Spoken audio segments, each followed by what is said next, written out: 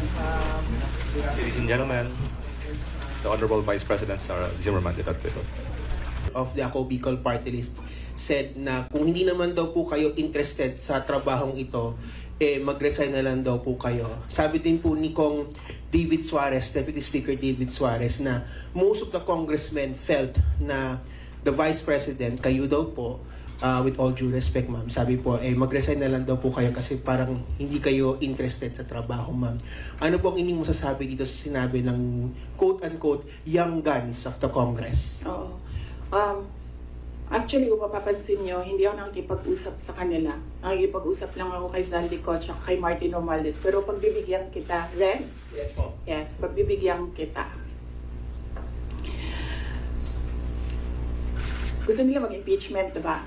So apparently, pakiramdam ko at sa tingin ko sa mga nangyayari, wala silang kaso for impeachment.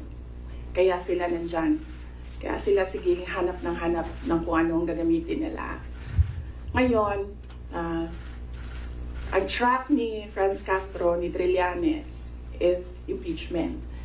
Gumawa sila ng isa pang track na resignation.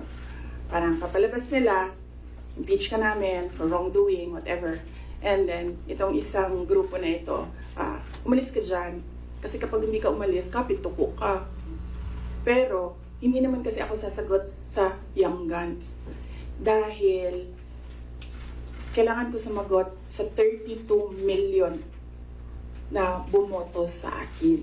Hindi sa isa or dalawa na tao. Kaya, hindi ako aalis dito. Dahil nilagay ako ng mga tao dito, believing that I will work for the country. And that is what we did. We worked.